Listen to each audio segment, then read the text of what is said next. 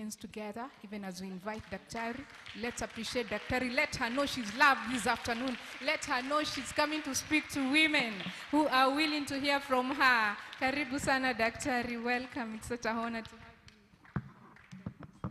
God bless you. Thank you for coming. Thank you for your time. God bless you. Amen. Bwana asifiwe. You can have your seats. Tunaweza keti. Ningetaka kuchukua fursa hii kushukuru Lydia for inviting me here. Sikukuja peke yangu, tumekuja na team kutoka Aga Khan. So I would want to recognize Bwana Francis. You can say hi. Francis is the one in charge of the Aga Khan Clinic pale West Side Mall. Ukitembea pale utapata Francis.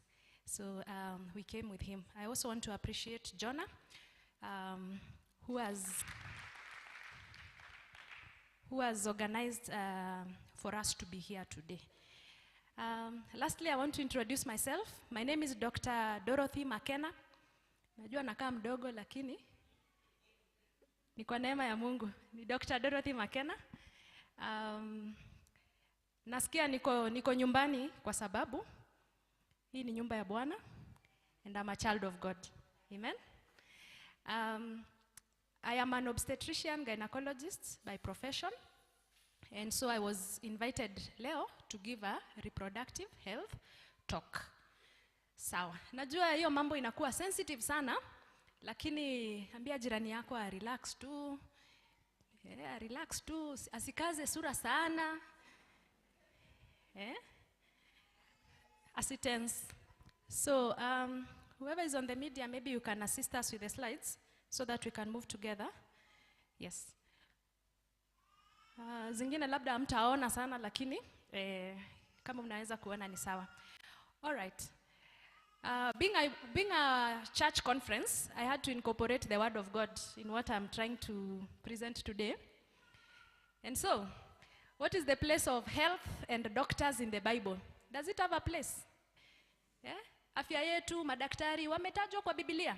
Hiyo ndio swali nilijiuliza. Na ni ukweli wako pale. In the book of that John, chapter 1, verse 2, inasema, Beloved, I pray that you may enjoy good health, that all may go well with you, even as your soul prospers.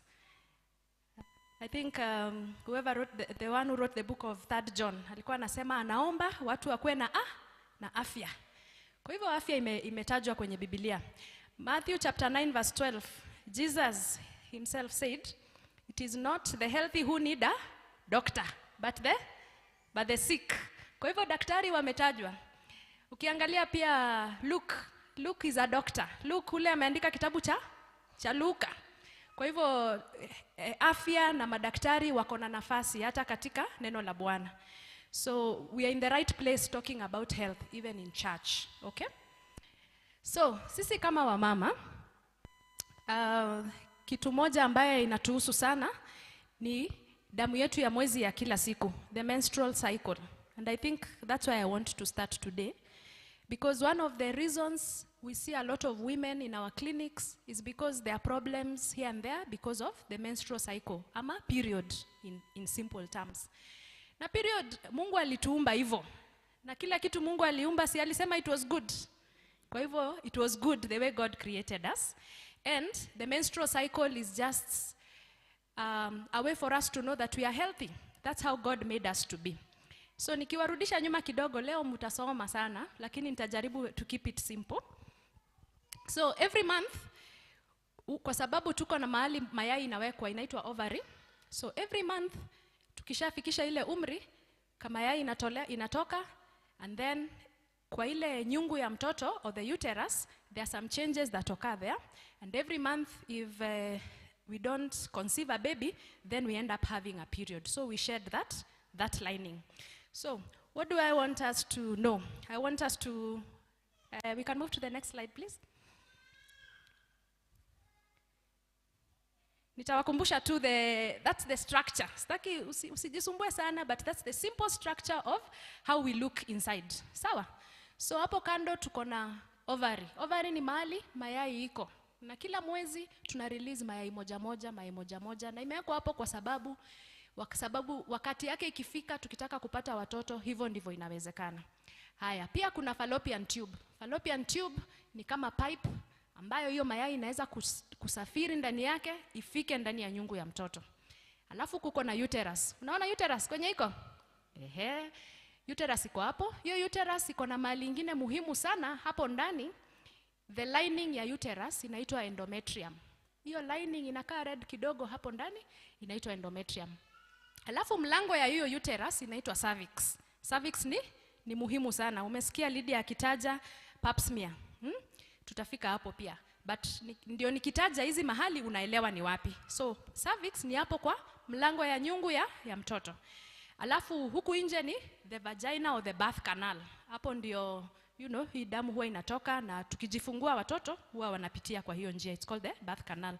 So I won't go into details, but that's the simple structure of the female reproductive system. Aya, swali nikajiuliza, what is a normal period? Lazima tujue normal, ndio tukipata abnormal, tujue ni abnormal na tunahitaji labda kuona daktari. Si ni kweli? So, what is a normal period? So, a normal period, for most women, would occur once every month. So you'd have a period at least once a month. And how do you count how long your cycle is? So, kutoka ile siku ya kwanza damu imetoka, mpaka the next month damu ikitoka. Ukihesabu hizo siku, hiyo ndio cycle yako. A normal cycle ina range kutoka 21 days to 35 days. So kama hujaifanya hiyo kitu, unaweza enda uangalie kutoka hii mwezi. Damu ikianza kutoka leo, mpaka ianze kutoka tena ni siku ngapi? Next month pia uangalie kutoka damu imeanza kutoka mpaka the next time inatoka ni siku ngapi. Then utakuwa unajua cycle yako ni ya muda mgani. Either siku 21 all the way to siku 35, that's a normal cycle.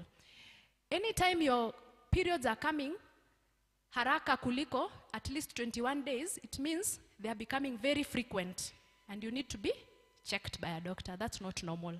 Okay? Anytime inachukua muda zaidi ya siku 35 before you get another period yako inachukua muda mrefu sana kukuja, na you need to be checked by a doctor. In simple terms pia, ukiona period imepitisha mwezi, kuna mwezi hujapata, it's not normal and you need to be checked by a doctor. It could be you are pregnant or it could be other causes that cause that. Then the next thing is that how long do we bleed when we have a period? So a period can last any time from 2 days to 8 days. So wale wa kubleed siku 2 iko sawa. Siku 3, watu wengi tuko siku 3, siku 4. But all the way to 8 days. So there are people who have a period for up to 8 days, and that's okay. But by the time it's beyond 8 days, it's 9 days, 10 days, 2 weeks you're bleeding. Hiyo sio normal and you need to be checked. Okay. There are simple things that can explain it na inaweza tibiwa kwa urahisi, but you need to be checked. The other thing I wanted to mention is about pain. So when we have periods, sometimes we have some pain. Si ni kweli? Hello? Yes, we have some pain. Some small amount of discomfort is not unusual and it's normal, because hii uterus, hiyo nyungu ya mtoto huwa ina contract ndio period itoke, and it can cause some pain.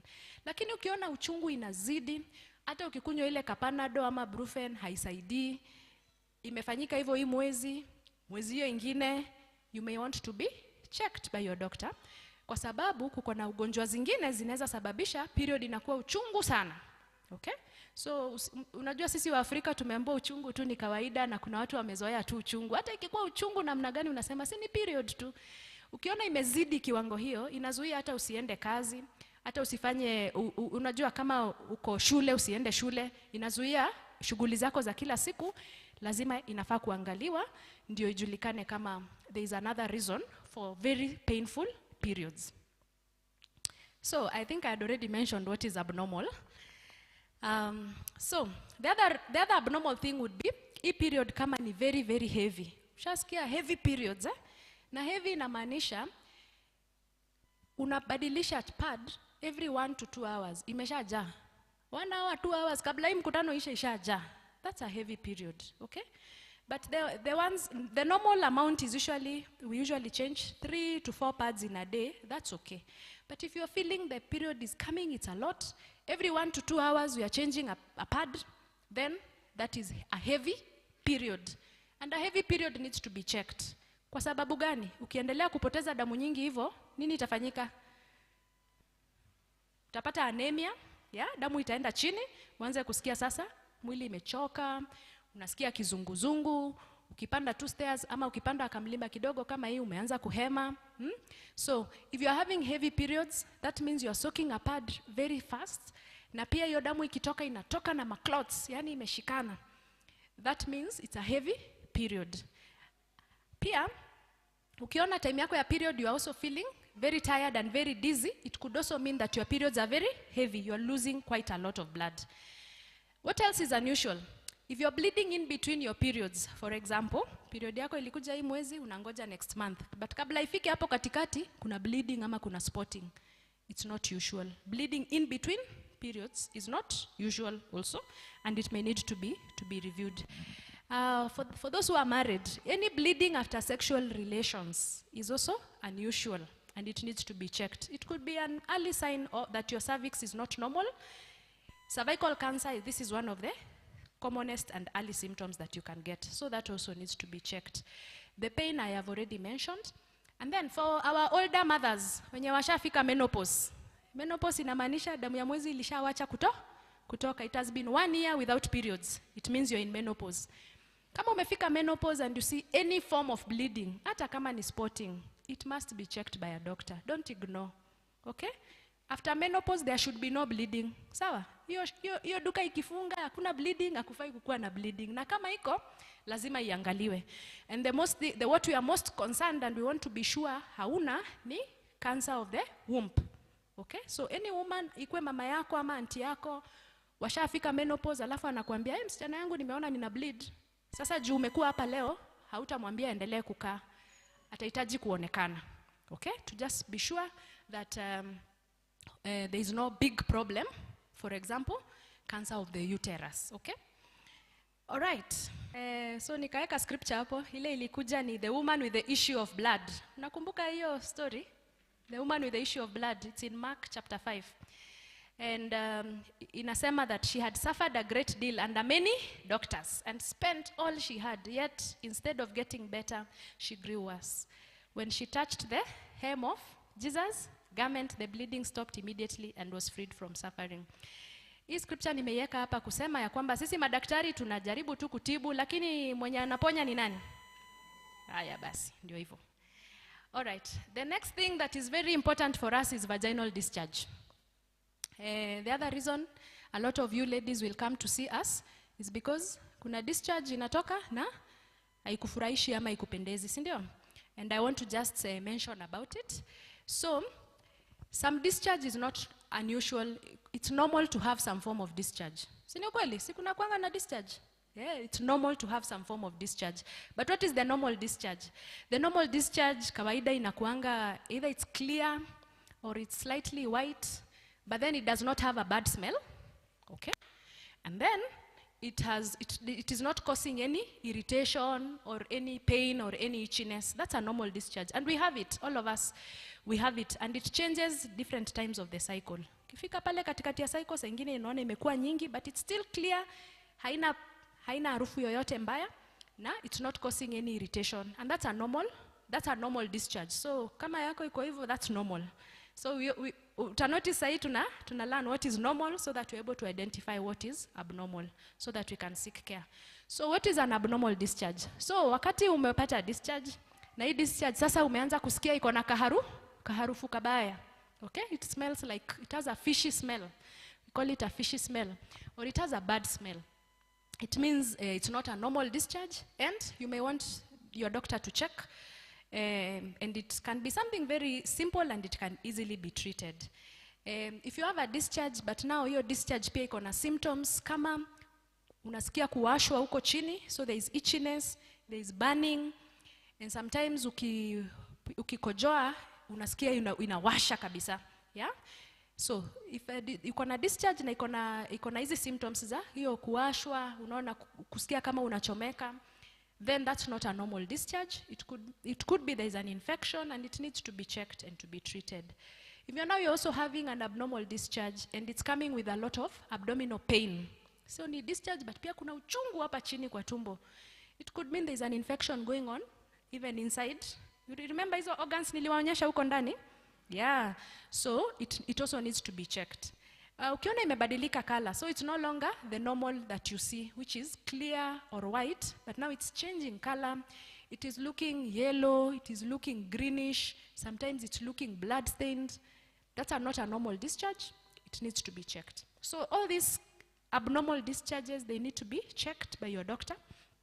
And isikushtue, most of the time, it's usually simple infections, kama yeast infection, and they can easily be treated, okay?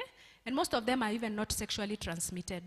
All right, I think that's important. So that when your young daughter tells you, akona discharge, ikona kaharufu, ama usianze kufikiria, amefanya, yeah? You take them to the doctor to see. But most of the time, it's not even sexually transmitted.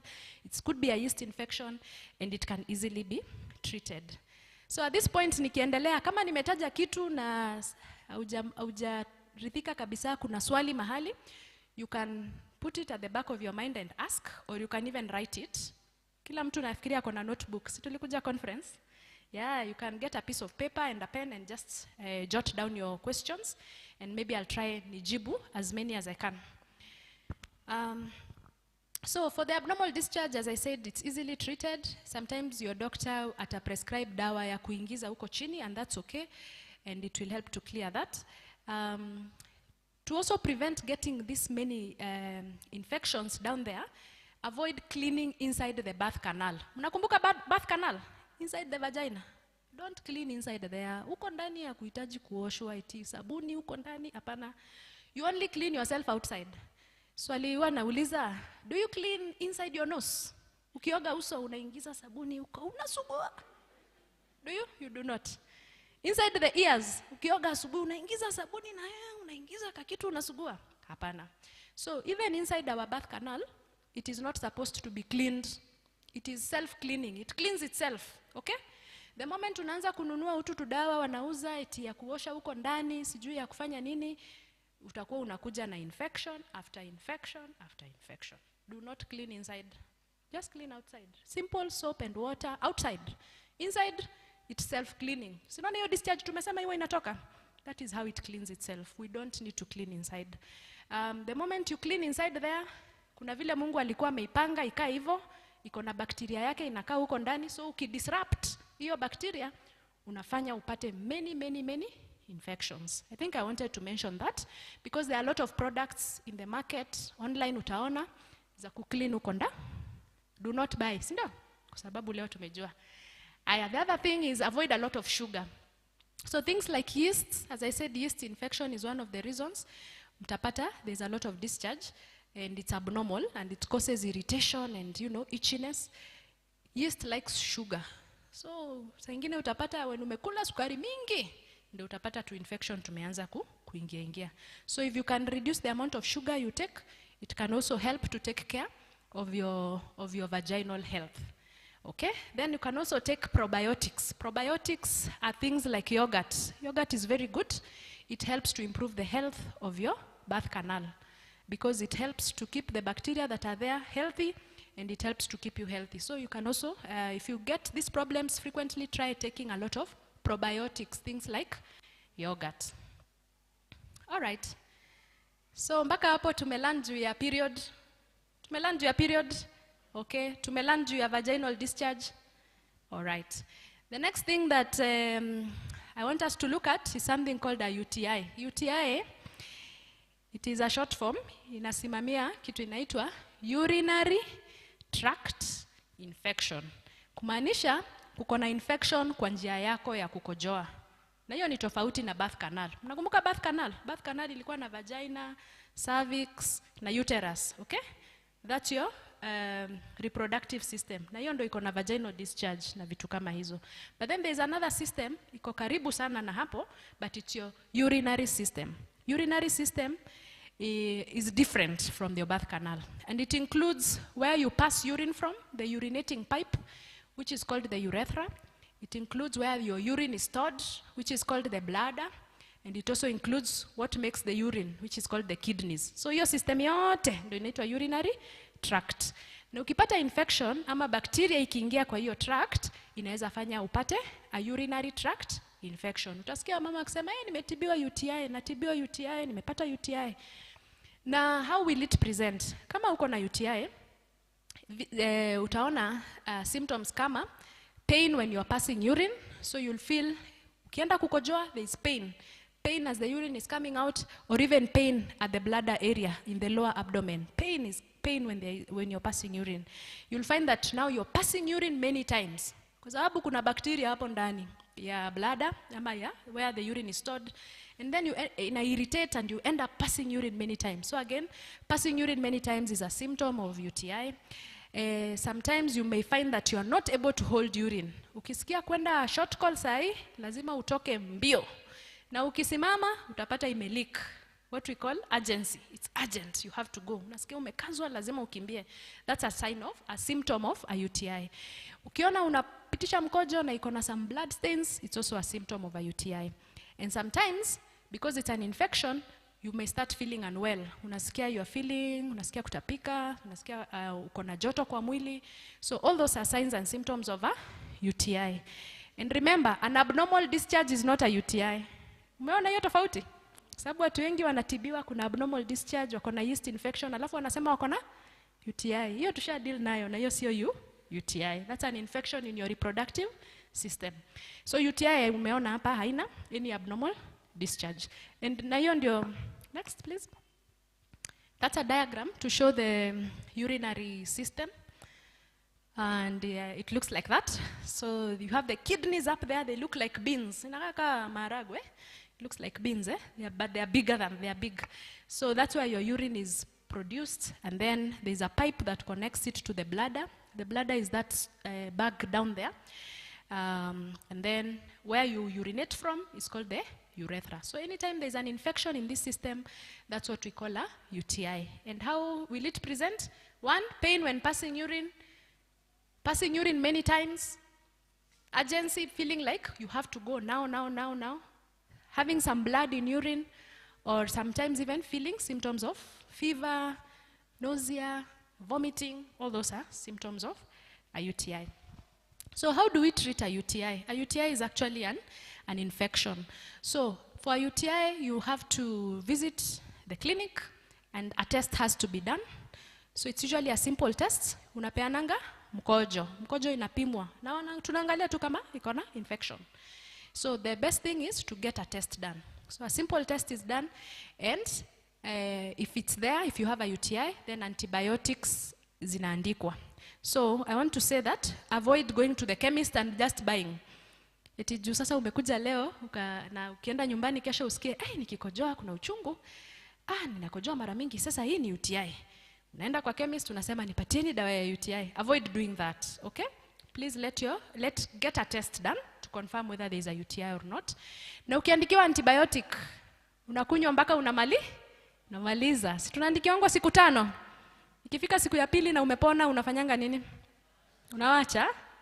That is very dangerous. It is important to finish your dose of antibiotics. It is important to finish your dose of antibiotics. Ukiachia katikati, next time upate infection, upewe dawa tena, uachie katikati, what you are doing is you are causing a big problem which we are already having in this country. Inaitwa resistance. Resistance ni sasa tukikupea dawa hata haitasikia. Hata ukipata infection tukikupea haitasaidia. So ukipewa antibiotic, kama ni ya siku 5, tumia siku 5 umalize. Kama ni ya siku 3, make sure umemaliza. The other things that can also help is drink a lot of water when you have a UTI. Why? Because when you drink water, you're going to pass a lot of urine, and when you're passing urine, unakumbuka kuna bacteria kwa hiyo system, you are flushing out the bacteria. So that's how it helps. So utasikia daktari akikwambia ukunywe maji mingi for that reason. The other thing is important, and it's also important to teach our very young girls. It's good to wipe from front to back. Ukienda long call, you wipe from front to back, not from back to front. Why? Because from back is where we pass stool from, and it usually has a lot of bacteria. So when we wipe from back to front, you are taking all the bacteria to enter your urine system, okay? And people who do that, they get a lot of infections called the UTI. So we should be wiping from front to back to prevent and to reduce this.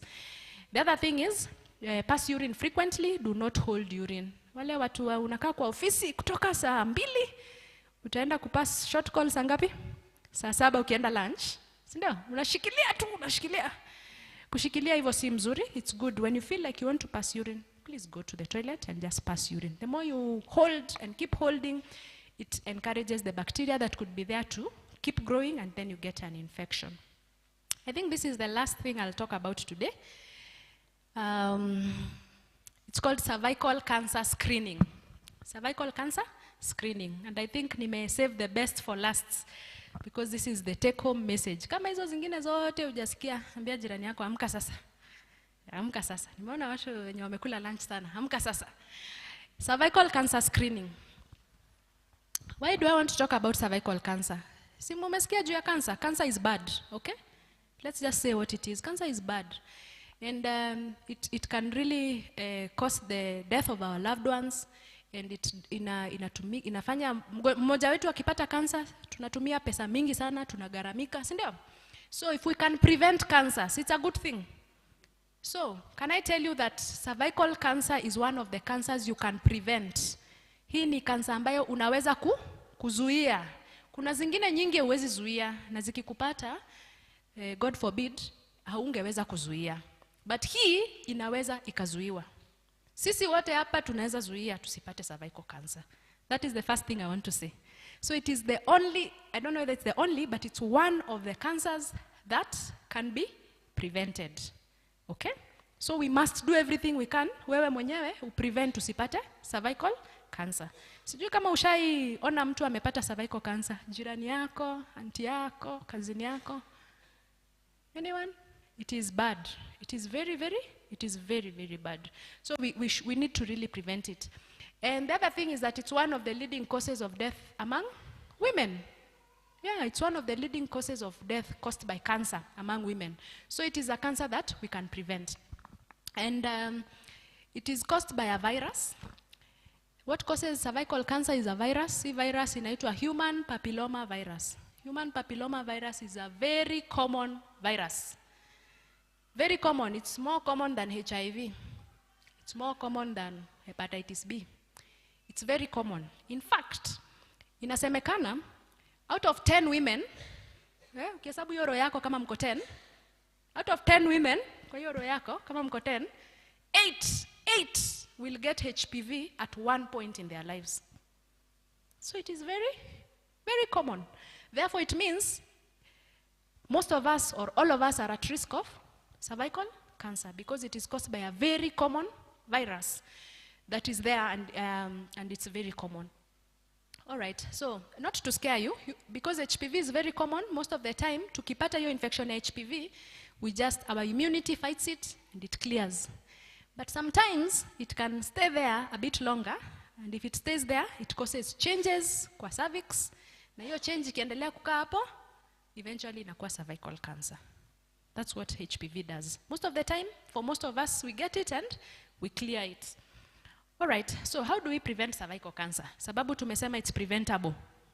How do we prevent it? We prevent it by doing screening. Screening is a test that should be done by all of us. Screening is for everybody. Si eti ule anafaa kuscreeniwa huyu afai. All of us should be screened. What is the screening test that we do? We do a test called a pap smear. A pap smear is a test that is very common. I'm sure umeshawahi kusikia, na kama hujasikia umesikia leo. So a pap smear is done from the age of 21. All women from the age of 21 throughout to the age of 65 should have pap smears done. Na zinafanyika once every 3 years. Imagine it's not every year. I know a lot of people think it's every year. It's once every 3 years. So kama ulifanya this year, 2023, utafanya tena 2026, exactly. Yeah, so it's once every 3 years. So it is a simple test to do. It will take like 5 minutes to have it done. Imagine discomfort once in 3 years and you prevent cervical cancer. I think it's okay. The other thing we can do is also a test called HPV. Remember tumesema inasababishwa na hiyo virus inaitwa HPV. So if you are able to do your test inaitwa HPV, hii nayo unafanya once every 5 years. So now you know. Sio lazima pap smear peke yake. You can even just do your HPV. And if you do that, it's once every 5 years. So ask your neighbor, have you ever done a pap smear? Tangoja answer ama. Muulize tu. Have you ever done a pap smear? Na kama wameshawaifanya waulize, how was it? How was it? How was your experience?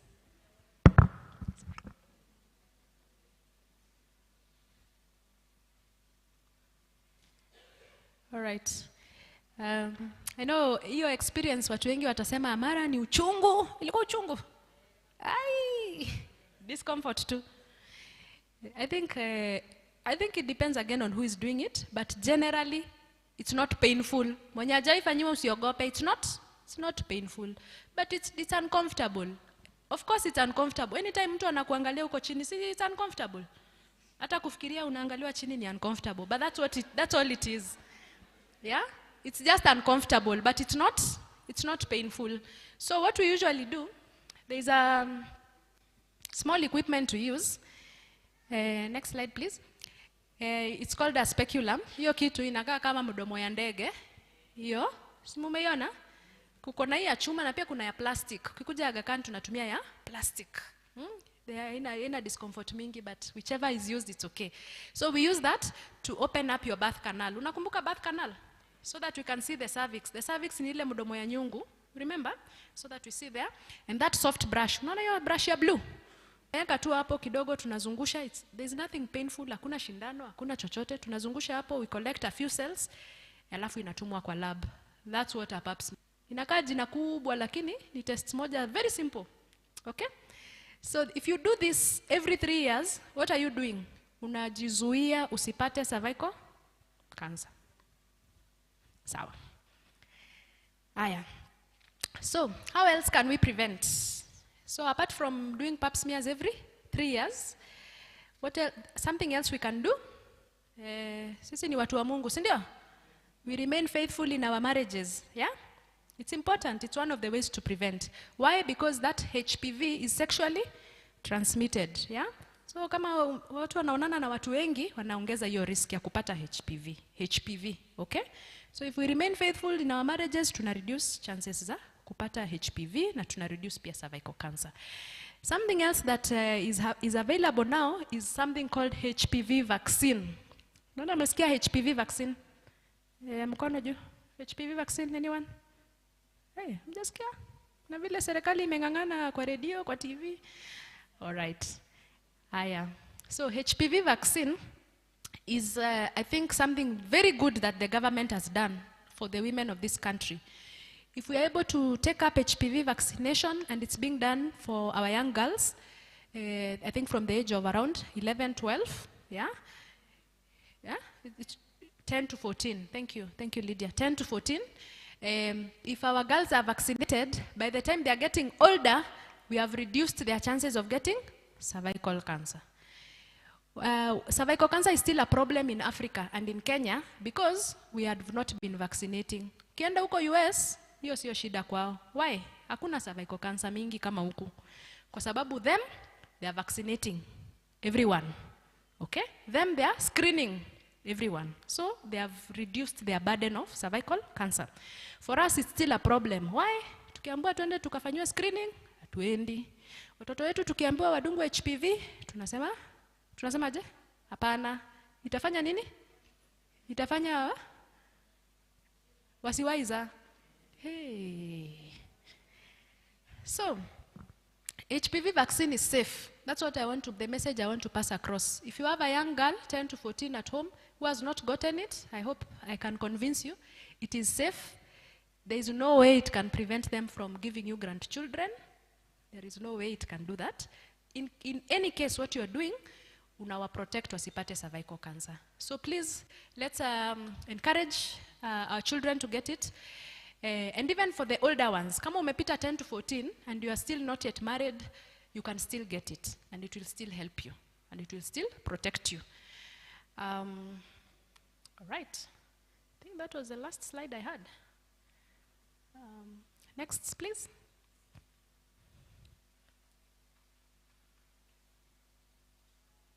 All right. The other thing I do apart from, so I said I'm an obstetrician and a gynecologist. Obstetrician, daktari anachunga wa mama wajawazito. Gynecologist, sasa kazi ya gynecologist nimemaliza. Tumeongea juu ya discharge, periods, that's being a gynecologist. Now being an obstetrician is taking care of pregnant women, okay? So I just wanted to mention something about pregnancy. And maybe it's the only thing I'll mention about pregnancy. Pregnancy is good, and we celebrate when we hear a baby is on the way, and it's a good thing. So if you're here and you're planning to get pregnant, and you have any medical condition, for example, uko hapa na unapanga kupata watoto na unakuanga na ugonjwa ya sukari, unakuanga na ugonjwa ya pressure, unakuanga na ugonjwa ingine yoyote, ugonjwa ya moyo, it is very important, before you get pregnant, let your doctor sit with you and check that you're healthy and that you're safe to carry a pregnancy. That's something we don't normally do, especially in this country. There's something called preconception care. Kuona daktari kabla haujapata mimba. Okay? So if you have any medical condition, you are planning to get pregnant, next thing is, kama unapanga kupata mtoto, start taking folic acid. Kuna kadawa kanaitwa folic acid. Yenye wamama wanaanzanga wakianza clinic. By the time unaianza ukianza clinic, it's too late. Folic acid is best taken before you even get is enough folic acid kwa mwili yako, so that it can do what it needs to brain and the spinal cord. Kuna watoto utasikia tu, na mtoto anazaliwa ako na shimo hapa nyuma kwa mgongo, spinal cord iko open, ama brain haijaform, kichwa haijaform because hakuna folic acid. 6, 4. Wakishaanza kuonekana, kabla haijaonekana hakuna clinics, ndio? That is not right, yeah? You should actually start your clinic as soon as you know you are pregnant, or in the first trimester. So the first 3 months, make sure you start your clinic. Usikue wale wa kuanza miezi 6, miezi 7, wanaenda kabla wakikaribia tu kwenda maternity. So start within the first 3 months of being pregnant, all right? So in conclusion, what do I want to say? I hope you've been writing your questions, because I'll take the questions after this. Psalms 139, fearfully and wonderfully made. Your works are wonderful. I know that full well. So that's what God says about us, that we are fearfully and wonderfully made. Anyone? Feel free, yes. And Francis will bring a microphone to you. Kama unasikia iko na aibu kidogo, unaandika tu na usiandike jina, alafu unapitisha. We can take 3 questions maybe, and then we close it. In free OBS-GYN consultation. I have 2 questions. Yeah. About UTI. What is the cause of UTI? Another one, you said HPV vaccine is for the young girls and unmarried. What about the married? Yes, thank you so much. Those are good questions. So what causes a UTI? UTI tumesema ni urinary tract infection. Basically, kuna infection kwa njia ya mkojo. What causes that is bacteria has found its way. Bacteria imeingia kwa the urine system. And most of the time, bacteria inatoka kwa njia ya choo. You remember, those places, they are very close to each other. Where we pass urine from, our birth canal, and where we pass stool from, they are very close to each other. And that's why I was saying you have to wipe from front to back. So when bacteria, especially from njia ya choo, because the commonest bacteria inakuanga imetoka kwa njia ya choo, when it finds access to the urine system, then it will go and cause problems there, and it will cause a UTI. And then you'll start feeling pain when you're passing urine many times. You get a fever, feel like you want to vomit, and those are signs of a UTI. All right, I hope I've answered you. About HPV vaccine, it is best given before anyone has had their sexual encounter. Why? Because it is sexually transmitted. So HPV is best given before sexual encounter. That's why the target inakuwa the young girls before they ever grow up and, you know, they have sexual encounters.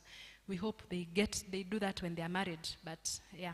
So it is best given before that, so that you can build immunity, so that by the time HPV inatokelezea, you already have immunity and you fight it. That's why. However, if you're already married, you can still get it. There is no problem. Only that the effectiveness is not as much as for the young girl who has never had any sexual encounter. But there's still some help. Yeah. Especially there's one that also protects against genital warts. Warts are some growths that can occur there. Yeah? They are very stubborn. So there is a vaccine that if you get it, even if you're married, it can help even to protect you against genital warts. That's all I'll say. Yeah. Another question, please. Yeah.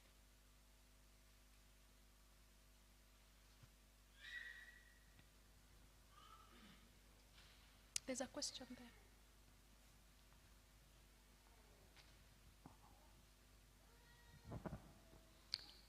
Thank you. I would like to make an inquiry. Yes. One should give birth up to and including which age? Come again? Within which age bracket should one give birth? And within which age bracket should one stop giving birth? All right. So there is what we call reproductive years. And it's actually, you know, a woman can get a baby anytime from the time they start getting menses until they get to menopause. Okay? So usually talked about 15 to 49. However, we don't want people to get children when they're teenagers, right? Yeah. So the reproductive age is 15 to 49. That's what is written. Even, I mean, that's what is known as the reproductive age. Just to mean this is someone who is able to actually conceive. However, there are other factors that will determine whether you should carry a pregnancy, including you don't want a child who is in school to get pregnant. So, are you mature enough? Do you have a job? All those other things. But there is no specific age that I can really mention. Only that the reproductive age years are 15 to 49. Then the other factors come into play. Have I answered you? Or what was you? It seems you had a specific. What is the reason you asked that? Maybe that will help.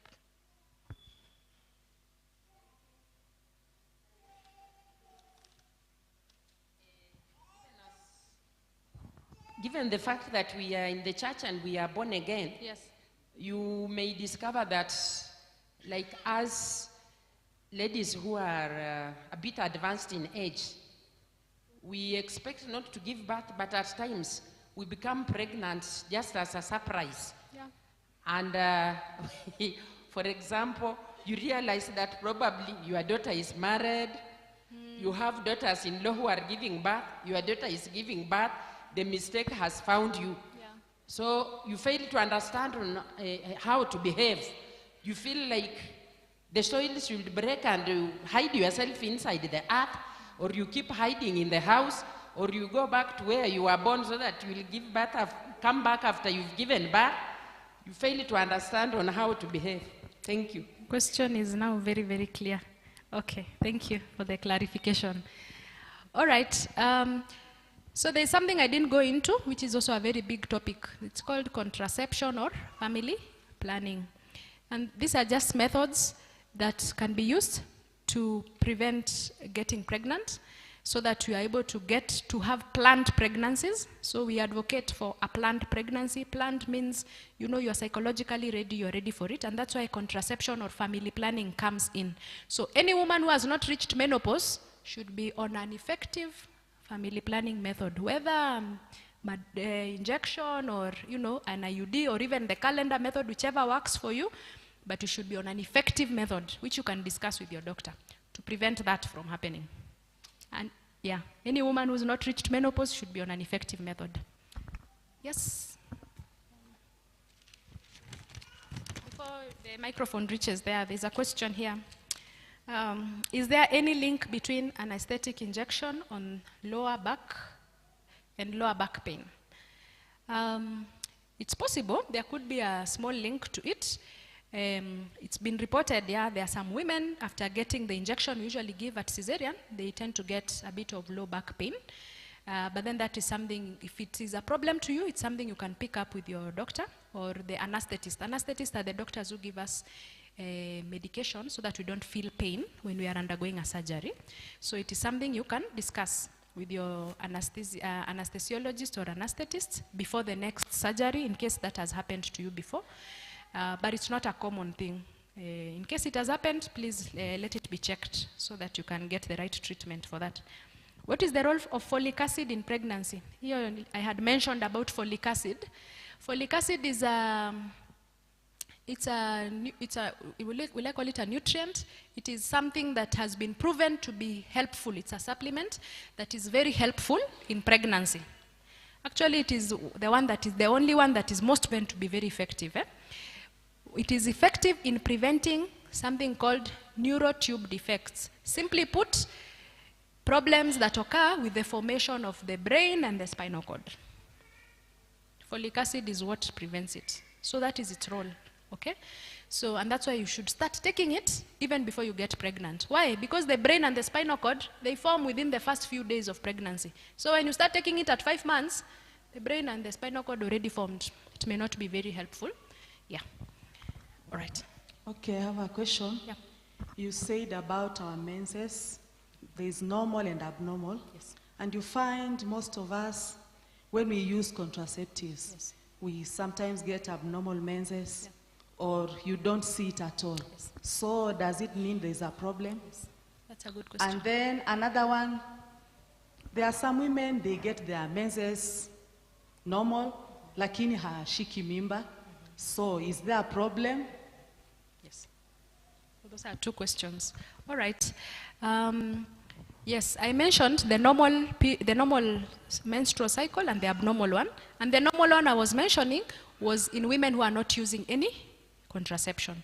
If you're using family planning, especially the hormonal family planning, they have a way of affecting the menstrual cycle, especially the ones that contain progesterone. An example is the injectable, the 3-monthly injection, the implant that also contains a hormone called progesterone. Which other one? Yes, those are the ones that they can affect your menstrual cycle. Sometimes they can cause the periods to disappear. Inapotea, unadungwa shindano alafu, uonangi period. And that's okay, that's how it works to prevent pregnancy. Because what it does, that lining in the womb, you remember that lining? The red one I was showing you, the one that we shed every month. That hormone causes that lining to become very, very thin. And when it's very thin, there's nothing to shed. So it doesn't mean iti period ina accumulate mahali, inaingia, inakusumbua hapana. Haiko kwa sababu ya hiyo hormone. And that's okay. So if you are on any family planning that is hormonal and your periods have disappeared, it should not worry you. It's one of the side effects, and we know now it's working. We actually, when you come like that, we know the method is in place. Yeah, but not everyone period will disappear. For others, again, the period becomes a bit heavy. And if you get any of those side effects, please, you can come. We can actually treat it and we can resolve it. The other question was, someone is getting periods every month and they are not conceiving. There are many factors that come into play for there to be a baby. Yes, one is having a regular period. It means you are ovulating. You are producing an egg every month. That's just one of the factors. There are many other factors, including are the tubes open or closed, okay? Including is your spouse tested. They could be the problem. And a lot of times, even men contribute up to 30 to 40% of the problem of not getting a baby. So it's not only periods only that can say whether you get a baby. Yeah. Are we done? I have a question. Yes. How can one know have cervical cancer, or which are signs of cervical cancer? Yeah, that's a good question. So, by the time you're having signs and symptoms of cervical cancer, I would want to mention it's already late. It's already late. So, if the symptoms are there, symptoms would be bleeding after sexual relations, okay? You know, then there's bleeding, bleeding in between the periods, okay? There's an abnormal discharge that has a bad smell that's coming out, okay? Those are some of the symptoms that can be there. And by the time we put our speculum, that instrument, to see the cervix, we may see a growth there. And by the time we can see a growth with our eyes, that is advanced cancer. You understand? That's why screening is important. Screening means there are no symptoms, you don't have symptoms yet, but you can be able to pick abnormal cells very early and treat it very early with simple treatments before it ever becomes cancer. That's why screening prevents cancer. Okay? Yeah. Additionally, there's some very good question, Daktari. So you said about we don't use any products for doing douching. So somebody's asking, can we use a soap? So cleaning down there, no cleaning inside still remains. The answer remains the same. No cleaning inside. You just clean outside with simple soap and water. The moment you are entering that birth canal trying to clean all the way to the cervix, you are doing the wrong thing. You are disrupting the to be down there. Okay? There are some good bacteria God has placed there. They are called lactobacilli. They make sure that place is acidic. It produces some acid. And that acid keeps that place healthy. So the moment you start cleaning, you are removing all your lactobacilli. And they're actually protecting you. So if you remove them, you keep coming to us with recurrent infections. We give you treatment, after treatment, after treatment, recurrent infections because of that. So no cleaning inside, even if it's soap. We just clean ourselves outside. Soap and water, good enough. Or even water only. That place will clean itself. Another question, Daktari. I think there are 3 of them. So somebody wanted you to talk more about menopause. Okay. When it starts, possible characteristics, and what to expect. Okay. And how one knows akiingia menopause. Right. Yes, so that's a good question so that we don't shut out our mothers and our older sisters. All right, so menopause just means the eggs that are in the ovary zimeisha. Okay? Basically, that's what it means in simple terms. That umekuwa ukiproduce kila mwezi imefika wakati sasa zimeisha. There are no more eggs to produce. How you know you're in menopause? Periods zinapotea. And if you have 1 full year of no periods, we can now tell you, if you can also get a calcium supplement to take, it can be good to protect your bones.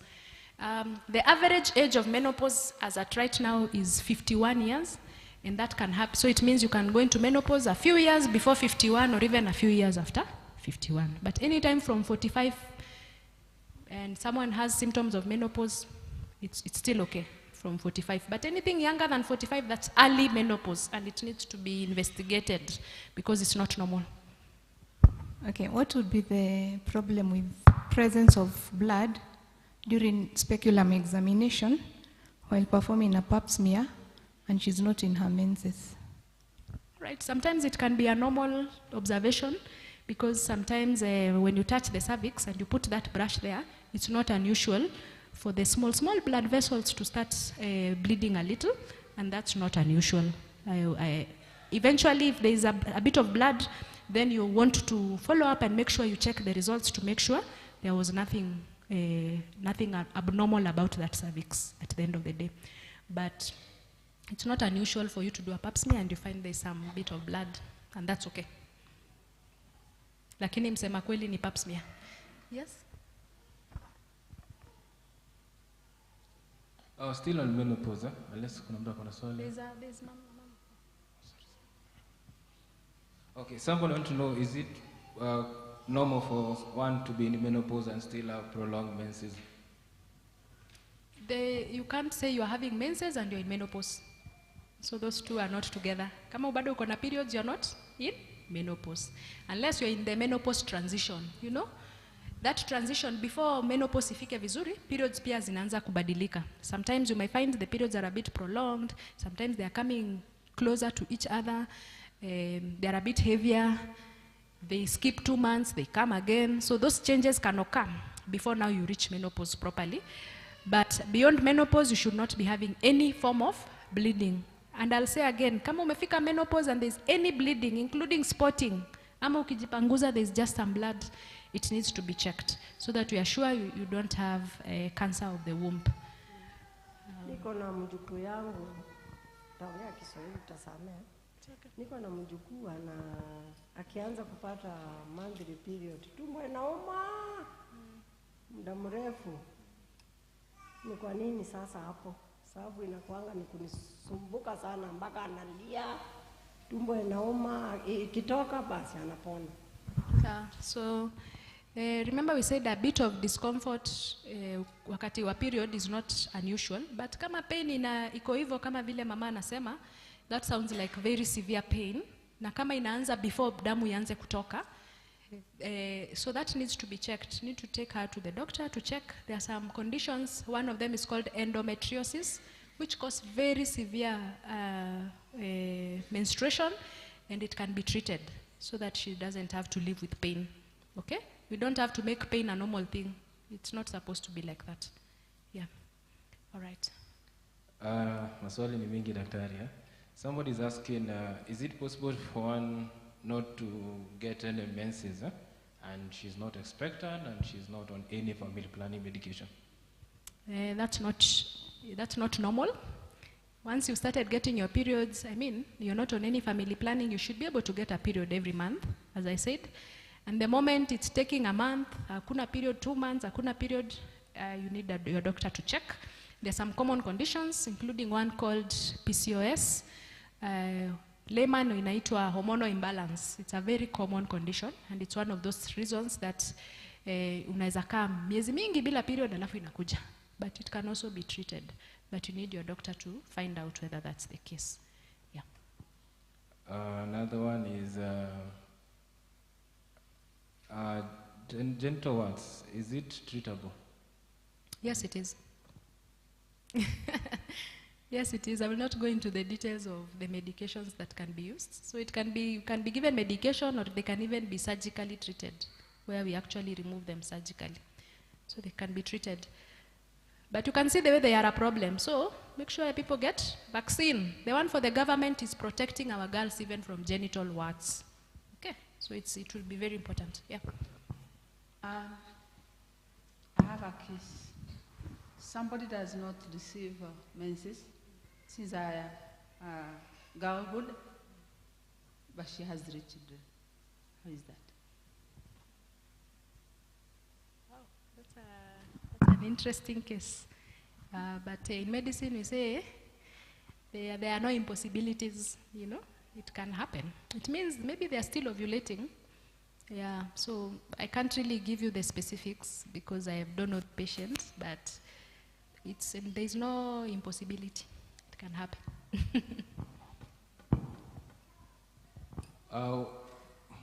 Okay, wanasema tuulize na Kiswahili sasa. Ni kiwango gani ya normal kawaida woman, okay, mwanamke anastahili kuwa na level gani ya damu? Level ya damu? Yes, ana normal. Oh, okay. I think anamaanisha HB. Yes. So kipimo kiwango yako ya damu ideally inafaa kukua above 11.5. Ukipata iko 12, 13, uko tu sawa kabisa. But ukiona imeshuka zaidi ya 11.5, uko na mild anemia, na kama imeshuka zaidi uko na severe anemia. So ukiona damu inashuka sana, labda you are bleeding a lot and you may need to be checked so that you don't continue bleeding like that and lose a lot of blood. Yeah. I think the last one, somebody was treated for UTI and yeast infection. Alafu akaambiwa akuje na partner yake for follow up. How is that possible? Alitibiwa for UTI na yeast, na akaambiwa daktari yake it's recommended akuje na partner yake for further testing and treating. So a UTI, you remember, it's just a bacteria that mostly is from the njia ya choo imeingia kwa njia ya mkojo. It's not sexually transmitted. That's why you'll get young girls in standard 2, standard 3 being treated for a UTI. It's not sexually transmitted. A yeast infection as well is also not sexually transmitted. Unless there was another additional infection yenye was sexually transmitted, that's why you need to treat the partner. But kama ilikuwa tu UTI na yeast infection, we do not need to treat the partner because it's not sexually transmitted. The last one nimepatiwa ni if somebody has alitolewa uterus, anaweza pata cervical cancer bado? Yeah, let me answer that before Mama asks a question. Mama, you want to? Yeah. Okay. Tutamaliza yako. Okay, are there UTI cases that are not curable? Sister who have been getting treatment from, I think, standard 5 now, she's past high school, and yet still she's undergoing, okay, sometimes she's going to hospital for the same cases. So by the time you're getting UTIs many times in a year, more than 3-4 times in a year, it's what we call recurrent UTI. Inakuja mara mingi sana. So that one you don't need a simple urine test. You need what we call a urine culture. Culture takes a bit longer, and the urine is kept in the lab to see which bacteria grow there, deal with that bacteria. If that doesn't work, she may need also to get some, ultrasound to see whether there's any problem in her urinary tract that explains her getting many urine infections. Okay? There was a question prior to that about mama ametolewa uterus